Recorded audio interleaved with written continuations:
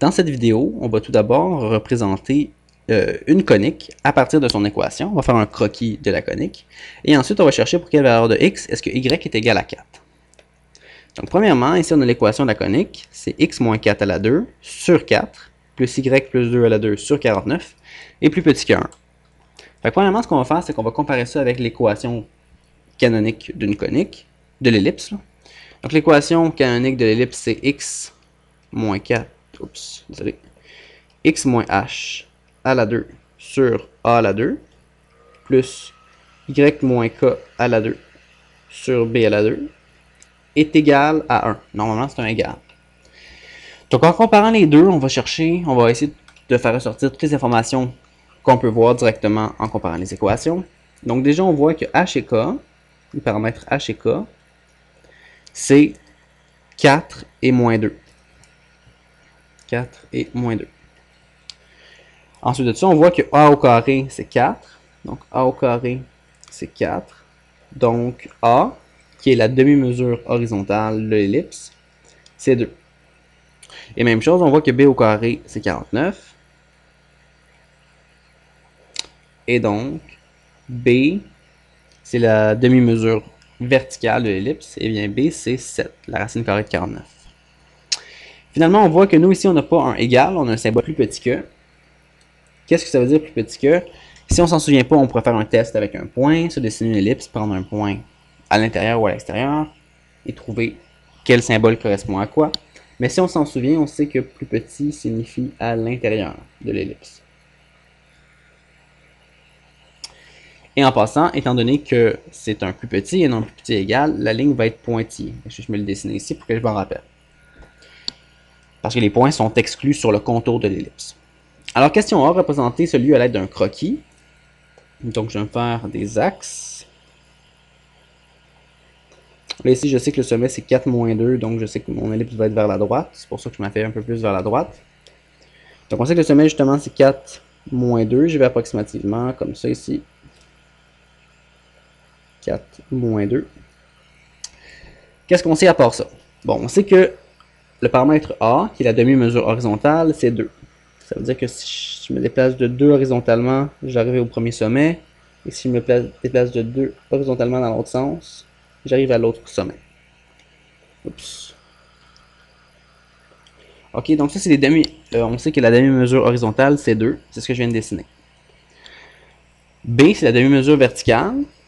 Donc on sait que d'ici du centre, si on monte de cette unité, on arrive au sommet. Et si on part du centre et on descend de cette unité, on arrive aussi au sommet. Donc l'équation, en fait l'ellipse, c'est l'ellipse qui va passer par les 4 sommets ici qu'on vient d'identifier. On n'oublie pas qu'on doit faire une ligne pointillée pour représenter les points. En fait, pour dire que les points sur le contour de l'ellipse ne font pas partie de la solution. Donc ça devrait ressembler à peu près à ça ici.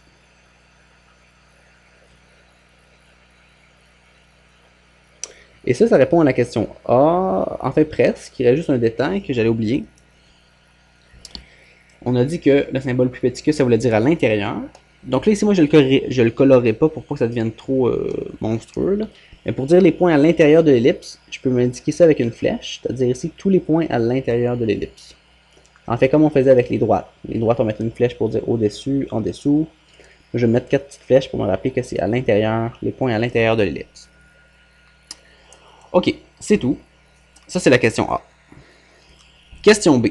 Pour quelle valeur de x est-ce que y est égal à 4? Bon, ben, si on y va graphiquement, je m'en vais ici dans le dessin. Ok, premièrement, le sommet, ce qu'il faut voir là, le sommet est à 4 moins 2. Désolé, le centre est à 4 moins 2, donc le sommet va être à 4. Et 7 unités plus haut, on arrive à 5. Ok, donc le sommet ici, c'est 4, 5. Nous, ce qu'on veut savoir, c'est quand y est égal à 4. Donc y égale 4, c'est juste en dessous. On veut savoir les valeurs possibles de x. Les valeurs possibles de x, c'est d'ici, exclu. En fait, tous les points sur cette ligne-là, jusqu'à l'autre extrémité de l'ellipse, qui va être aussi exclu, parce que, en fait, la ligne est pointillée. Donc, ce qu'on va trouver, c'est un intervalle. Un intervalle, c'est-à-dire entre ce point-là exclu jusqu'à ce point-là exclu. Pour trouver la réponse, ce qu'on va faire, c'est qu'on va simplement remplacer y par 4 dans l'équation, et on va faire nos calculs, ça va nous donner notre réponse. Donc, j'ai x moins h, oups, désolé, pas h. J'ai x moins 4 à la 2 sur 4 plus y qu'on va remplacer par 4. 4 plus 2 à la 2 sur 49 est plus petit que 1. Donc, il suffit de résoudre cette équation-là, ça va nous donner l'intervalle. Donc, si je vais y aller à la calculatrice cette fois-ci, x moins 4 à la 2 sur 4 plus, là je vais faire le calcul, 4 plus 2 à la 2 ça fait 36, et 36 divisé par 49 donne approximativement 0,735 et plus petit que 1. Bon, ensuite je vais soustraire 0,735 de chaque côté, donc je fais 1 moins la réponse. Alors je trouve x moins 4 à la 2 sur 4 est plus petit que 0,265 approximativement. Et finalement, je vais faire x4 de chaque côté pour enlever mon divisé par 4. Alors je trouve x moins 4 à la 2 est plus petit que 1,061.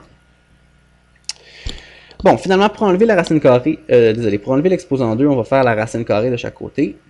Mais n'oubliez pas que ça donne toujours deux réponses quand on fait une racine carrée. La racine carrée de 1,061 donne 1,03 approximativement et moins 1,03. Et la racine carrée de x-4 donne x-4. Donc on a x-4 est plus petit que 1,03 et on a x-4 est plus grand que moins 1,03. On a inversé le symbole d'inéquation pour la valeur négative. C'est pour que ça reste vrai. Okay, c'est une propriété des inéquations. Quand, pour la valeur négative de la racine carrée, on doit inverser le symbole d'inéquation. Bon, finalement, on fait plus 4 de chaque côté pour trouver nos réponses. Donc, on a x est plus petit que 5,03. Et on a x est plus grand que 2,97. Encore une fois, approximativement. Ça fait du sens. Quand on va regarder dans le dessin, bon, on vient de trouver que x est plus grand que 2,97. Ben, 2,97, c'est ici, 2,97. Jusqu'à 5,03, x est plus petit que 5,03, qui est l'autre valeur en x. Donc, pour donner notre réponse, on va donner un intervalle. On va dire x appartient à 2,97 exclu, parce que c'est une ligne pointillée. Les points sur le contour ne font pas partie de la solution. Jusqu'à 5,03 exclu aussi pour la même raison. Donc ça répond à la question. La question c'était pour quelle valeur de x, y est égal à 4.